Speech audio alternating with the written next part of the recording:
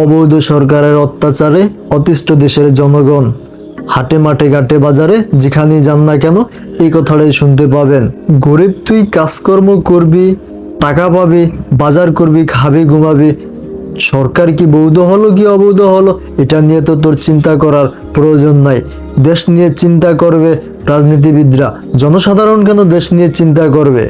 এটা প্রশ্ন থাকতেই পারে। নিত্যপণ্যের দাম ঊর্ধ্বগতি হওয়ার জন্যই দেশের ম্যাক্সিমাম জনগণ এখন সরকারকে দোষারোপ করে। হ্যাঁ, সরকারকেই দোষারোপ করার কথা। এখন আপনি একটা কথা চিন্তা করেন, আপনি যখন ভোট দিয়ে সরকার গঠন করতেন তখনও তো আপনাদের চাহিদা সঠিকভাবে ওই সরকার পূরণ করতে পারে নাই। জনসাধারণের কষ্ট সব সময় থাকে। এখন আপনি আবারও ভোট দিয়ে সরকার গঠন করলেন, এখন আপনি রিল্যাক্সে জান্নাতে চলে যাবেন, কেননা সরকার তো নিজেরই গঠন করেছেন। এখন তো আপনার আর কোনো কাজকর্ম নাই, সরকার তো আপনাকে সবকিছু দিয়ে দিবে, সরকার আপনাকে স্বর্গে নিয়ে যাবে, এরকম চিন্তাভাবনা আমাদের হয়ে থাকে। সরকারকে নির্বাচন করার পরে আপনি যদি ওইভাবে থাকেন তাহলে আপনার এর থেকে কঠিন নাজেহাল অবস্থা হওয়া উচিত সাধারণ জনগণের। জনসাধারণ তো সবসময় এদেশে কষ্ট করেই থাকে। দেশের নিত্যপণ্যের দাম যখন আকাশ ছোঁয়া হয়ে যাবে তখন আমাদের আরেকটু কষ্ট বেশি করতে হবে। সবসময় তো কষ্ট করা লাগে, তখন একটু বেশি কষ্ট করলে আমরা আমাদের নিত্যপণ্যের দাম নিজেদের হাতের মুঠোয় নেওয়া যাবে। আমাদের দেশে যে সমস্ত নিত্যপণ্যের দাম নিয়ে কালো ব্যবসায়ীরা কারসাজি করে থাকে, ওই সমস্ত কালো ব্যবসায়ীদেরকে শায়েস্তা করার জন্য আমরা সরকারের দ্বারস্থ হওয়া যাবে না, কেননা সরকার তো এগুলো আর নিয়ন্ত্রণ করবে না। আমরা এগুলা নিয়ন্ত্রণের চাবিকাঠি নিজেদের ভিতরে রাখতে হবে।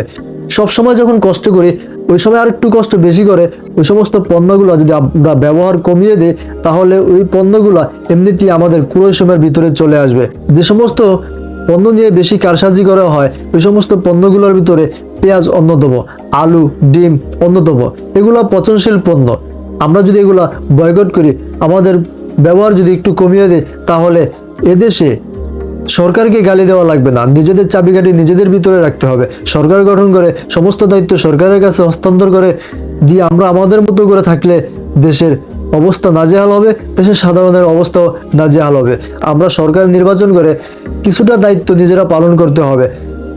যেহেতু সরকার করতেছে না, তাহলে আমরা নিজেদের জায়গা থেকে একটু সচেতন হলে কালোবাজারিদেরকে একটু শায়েস্তা করতে পারে। শুধু শুধু সরকারকে গালি দিয়ে লাভ নেই।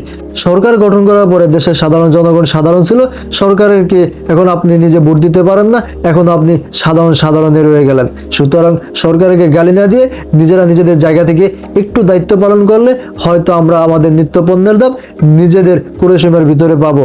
আশা করি বুঝতে পারছেন আমাদের কি করা উচিত। সরকারকে গালি নয়, নিজেরা নিজেদের জায়গা থেকে একটু সচেতন হলেই হয়।